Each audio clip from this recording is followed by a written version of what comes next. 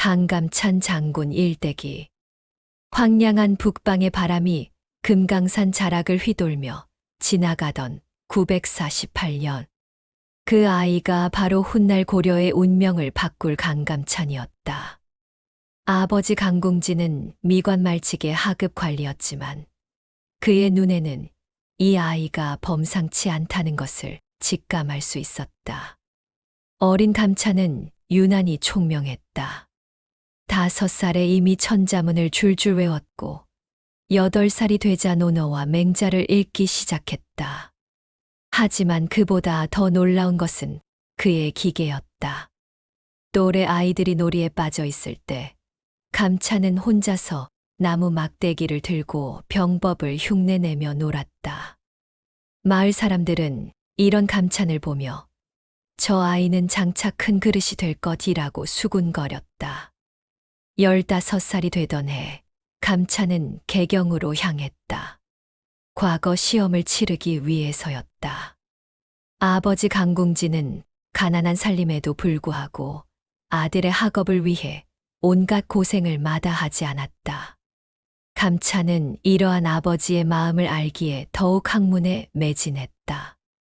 밤이 깊어도 등불을 켜고 경전을 읽는 그의 모습은 하숙집 주인조차 감동시켰다.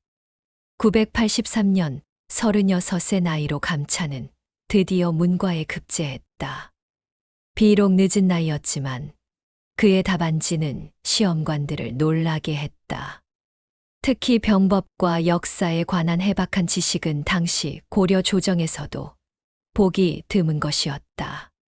성종은 이 새로운 인재에 주목했고 감찬을 가까이 두고 정사를 논하기 시작했다. 관직에 오른 감찬은 처음에는 문관으로서의 길을 걸었다. 하지만 그의 진정한 재능이 발휘된 것은 군사 방면이었다. 거란의 침입 소식이 들려올 때마다 감찬은 조정에서 가장 냉철하고 현실적인 대응책을 제시했다. 그는 단순히 책상에서 이론만 늘어놓는 문관이 아니었다. 직접 국경지대를 시찰하며 지형을 익히고 군사들과 함께 훈련에 참여했다. 993년 거란의 1차 침입이 시작되었다. 소손영이 이끄는 거란군이 고구려 땅을 되찾겠다며 대군을 이끌고 침입해왔다. 고려 조정은 공포에 휩싸였다. 많은 신하들이 항복을 주장했지만 감찬은 달랐다. 그는 냉정하게 상황을 분석했다. 거란군은 비록 수적으로는 우세했지만 먼 길을 와서 지쳤고 고려의 지형에 익숙하지 않다는 약점이 있었다. 감찬은 서희와 함께 외교적 해결책을 모색했다. 서희가 거란과의 협상을 주도하는 동안 감찬은 군사적 준비를 게을리하지 않았다. 만약 외교가 실패할 경우를 대비해 방어 전략을 치밀하게 세웠다. 다행히 서희의 뛰어난 외교술로 1차 침입은 무사히 마무리되었지만 감찬은 이것이 끝이 아니라는 것을 알고 있었다. 1010년 감찬의 예상은 적중했다. 거란이 다시 침입해온 것이다. 이번에는 성종이 죽고 목종이 즉위한 틈을 타서 40만 대군을 이끌고 침입했다. 상황은 1차 침입 때보다 훨씬 심각했다. 거란군은 개경까지 진격해왔고 목종은 나주까지 피난을 가야 했다. 이때 감찬은 이미 환갑을 넘긴 노장이었다. 하지만 그의 투지는 젊은 장수들보다 더욱 뜨거웠다. 양규, 최질 등과 함께 각지에서 저항했지만 거란군의 화력은 상상을 초월했다. 특히 개경이 함락되고 궁궐이 불타는 모습을 본 감찬의 마음은 1000번 찢어지는 것 같았다. 하지만 감찬은 절망하지 않았다. 그는 거란군이 승리에 도취되어 방심할 것이라고 예상했다. 실제로 거란군은 개경을 점령한 후 군기가 해이해졌고 고려의 끈질긴 저항에 지쳐가고 있었다. 감찬은 이 틈을 놓치지 않고 각지의 고려군을 규합해 거란군을 괴롭히기 시작했다. 특히 감찬이 주목한 것은 거란군의 보급로였다. 40만 대군이 먹고 마실 것을 모두 거란에서 가져올 수는 없었다. 따라서 현지에서 조달해야 했는데 감찬은 이를 차단하는 전략을 세웠다. 소규모 부대들을 편성해 거란군의 보급 부대를 습격하고 곡식과 물자를 모두 불태우거나 숨겼다. 이러한 감찬의 전략은 효과가 있었다. 거란군은 점차 피로에 지쳐갔고 마침내 철수를 결정했다. 하지만 감찬은 이들을 그냥 보내줄 생각이 없었다.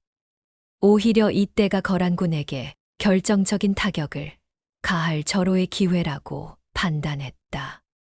그는 거란군의 철수로를 미리 파악하고 복병을 배치했다. 1018년 드디어 감찬이 기다렸던 기회가 왔다.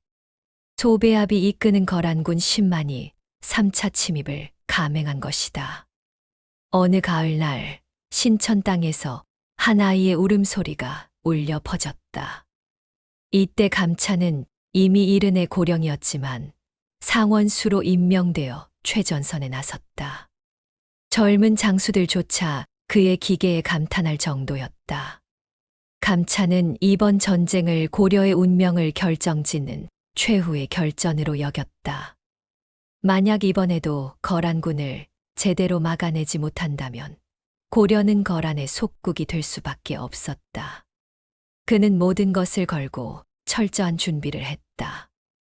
먼저 거란군의 침입로를 정확히 파악하고 각 요충지의 방어 진지를 구축했다.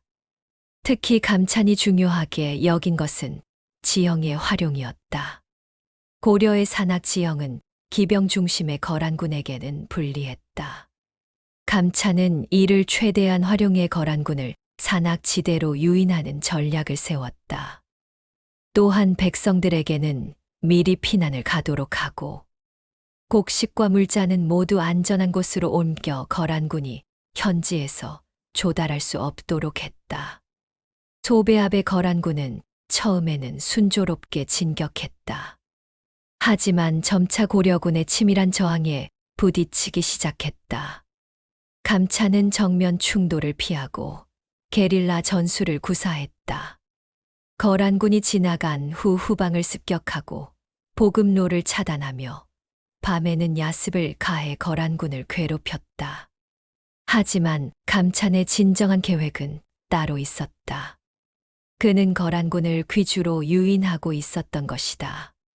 귀주는 사방이 산으로 둘러싸인 분지 지형으로 일단 들어오면 빠져나가기 어려운 곳이었다. 감찬은 이곳에서 거란군과 일대 결전을 벌일 작정이었다. 드디어 거란군이 귀주에 도착했다. 소배압은 고려군을 완전히 포위했다고 생각했지만 사실은 자신들이 감찬의 함정에 빠진 것이었다. 감찬은 미리 귀주 일대에 복병을 배치하고 거란군이 도착하기를 기다리고 있었다. 1019년 2월 귀주 대첩이 시작되었다. 감찬은 이른의 고령에도 불구하고 직접 말을 타고 전장에 나섰다. 그의 모습을 본 고려군은 사기가 크게 올랐다. 반면 거란군은 예상치 못한 고려군의 반격에 당황했다. 특히 산악 지형에서 벌어지는 전투는 기병 중심의 거란군에게 매우 불리했다. 감찬은 거란군의 약점을 정확히 파악하고 있었다. 거란군은 평원에서의 기병 돌격에는 강했지만 산악 지형에서의 보병전에는 약했다. 또한 오랜 원정으로 인해 피로가 누적되어 있었고 보급도 원활하지 않았다. 감찬은 이러한 약점들을 하나하나 공략해 나갔다. 전투는 며칠 동안 계속되었다. 거란군은 필사적으로 포위망을 뚫고 나가려 했지만 감찬의 치밀한 전술에 막혔다. 특히 감찬이 설치한 함정들과 복병들은 거란군에게 큰 타격을 입혔다. 점차 거란군의 전력은 약해져 갔고 사기도 떨어졌다. 마침내 소배합은 항복을 결정했다. 10만 대군 중 살아남은 것은 수천 명에 불과했다. 감찬은 승리했지만 그는 자만하지 않았다. 오히려 포로들을 후하게 대접하고 부상자들을 치료해 주었다. 이는 고려의 관대함을 보여주는 동시에 거란에게 고려를 함부로 침범해서는 안 된다는 메시지를 전달하는 것이었다. 귀주대첩의 승리는 고려사에 길이 남을 대승이었다. 이 승리로 인해 거란은 더 이상 고려를 침범하지 않았고 고려는 진정한 독립국가로서의 위상을 확립할 수 있었다. 감찬의 이름은 하루아침에 전국에 알려졌고 백성들은 그를 구국의 영호로 추앙했다. 하지만 감찬 자신은 결코 자만하지 않았다. 그는 승리 후에도 겸손한 자세를 유지했고 전쟁으로 인한 피해를 복구하는 데 힘썼다. 특히 전쟁 중에 희생된 장병들의 유가족들을 돌보는 일에 많은 관심을 기울였다. 그에게 승리의 영광보다 더 중요한 것은 백성들의 안녕이었다. 감찬의 승리는 단순한 군사적 승리가 아니었다. 그것은 고려인의 자존심과 독립의지를 보여주는 상징적 의미가 컸다. 오랫동안 중국 대륙의 강대국들에게 시달려온 고려가 마침내 자신들의 힘으로 외침을 막아낸 것이었다. 이는 고려인들에게 큰 자신감을 주었고 민족적 자긍심을 크게 높였다. 현종은 감찬의 공을 치하하며 각종 포상을 내렸다. 하지만 감찬은 이 모든 영예를 혼자만의 것이라고 생각하지 않았다. 그는 함께 싸운 장병들과 후방에서 지원한 백성들 모두의 공이라고 강조했다. 이러한 감찬의 겸손한 태도는 사람들의 존경을 더욱 높였다. 전쟁이 끝난 후 감찬은 다시 문관으로 돌아가 국정에 참여했다. 그는 전쟁의 경험을 바탕으로 국방 체제를 개선하는 데 힘썼다. 특히 지방 군사력의 강화와 요새 건설에 많은 관심을 기울였다. 그의 목표는 단순히 한 번의 승리가 아니라 앞으로 다시는 외침을 받지 않을 수 있는 강력한 국방력을 구축하는 것이었다. 또한 감찬은 교육에도 많은 관심을 보였다. 그는 군사 교육의 중요성을 강조하며 젊은 장수들을 육성하는 데 힘썼다. 자신의 경험을 바탕으로 병법서를 저술하기도 했다. 그의 병법은 이론뿐만 아니라 실전 경험이 바탕이 되어 있어 후배들에게 큰 도움이 되었다. 감찬의 말년은 평온했다. 그는 고향에서 여생을 보내며 후학들을 가르치고 저술에 전념했다. 비록 몸은 늙었지만 그의 정신은 여전히 젊었다. 그는 항상 나라의 안위를 걱정하며 후배들에게 충성과 애국심을 강조했다.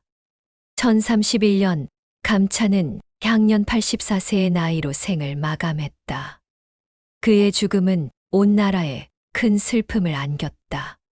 현종은 그를 위해 성대한 국장을 치렀고 태사라는 최고의 벼슬을 추증했다. 백성들은 그의 죽음을 애도하며 그의 공덕을 길이 기억하겠다고 다짐했다. 감찬의 일생은 한마디로 나라를 위해 바친 위대한 생애였다. 그는 젊은 시절부터 학문에 정진하며 실력을 쌓았고 관직에 오른 후에는 백성을 위해 헌신했다. 특히 국가의 위기 상황에서 보여준 그의 용기와 지혜는 후세에 길이 전해질 만한 것이었다. 그의 가장 큰 업적은 역시 귀주대첩에서의 승리였다. 이 승리는 단순한 군사적 승리를 넘어서 고려의 독립과 민족의 자존심을 지켜낸 역사적 의미가 있었다. 만약 감찬이 없었다면 고려의 역사는 완전히 달라졌을 것이다. 하지만 감찬의 진정한 위대함은 승리 자체보다는 그가 보여준 인간적 품격에 있었다. 그는 승리 후에도 자만하지 않았고 항상 겸손한 자세를 유지했다. 또한 적군에게도 관대함을 베풀었으며 전쟁의 상처를 치유하는 데 힘썼다. 이러한 그의 모습은 진정한 지도자의 모범을 보여주는 것이었다. 감찬의 정신은 오늘날에도 여전히 살아있다. 그의 애국심과 희생정신, 그리고 위기 상황에서의 냉철한 판단력은 현대인들에게도 큰 교훈을 준다. 특히 어려운 상황에서도 굴복하지 않는 불굴의 의지는 모든 세대에게 감동을 주는 가치이다. 강감찬은 단순히 과거의 영웅이 아니다. 그는 우리 민족의 영원한 스승이자 정신적 지주이다. 그의 생애를 통해 우리는 진정한 리더십이 무엇인지, 그리고 나라를 사랑한다는 것이 어떤 의미인지를 배울 수 있다. 천년이 흐른 오늘날에도 그의 이름이 기억되고 존경받는 이유가 바로 여기에 있다. 감찬의 묘는 고향인 신천에 있다. 매년 많은 사람들이 그의 묘를 찾아 참배하며 그의 정신을 기리고 있다. 또한 전국 곳곳에는 그를 기리는 사당과 기념비들이 세워져 있다. 이 모든 것들은 감찬의 위대함을 보여주는 증거이자 후세들이 그에게 바치는 존경의 표시이다. 강감찬 장군의 일생은 한 인간이 얼마나 위대할 수 있는지를 보여주는 감동적인 이야기이다. 그는 개인의 영달보다는 나라와 민족의 안위를 먼저 생각했고, 어려운 상황에서도 희망을 잃지 않았다. 이러한 그의 정신은 시대를 초월하여 모든 사람들에게 귀감이 되고 있다. 마지막으로 감찬의 생애에서 가장 인상적인 것은 그의 일관성이다. 그는 젊은 시절부터 말년까지 한결같이 나라를 위해 헌신했다. 권력을 얻어도 교만하지 않았고, 어려움에 부딪혀도 굴복하지 않았다. 이러한 일관된 자세야말로 그를 진정한 위인으로 만든 원동력이었다. 강감찬 장군의 이야기는 단순한 영웅담이 아니다. 그것은 한 인간이 어떻게 자신의 모든 것을 나라와 민족을 위해 바칠 수 있는지를 보여주는 숭고한 기록이다. 그의 생애는 오늘날에도 우리에게 많은 것을 시사하고 있으며, 앞으로도 계속해서 후세들에게 감동과 교훈을 주는 소중한 유산이 될 것이다.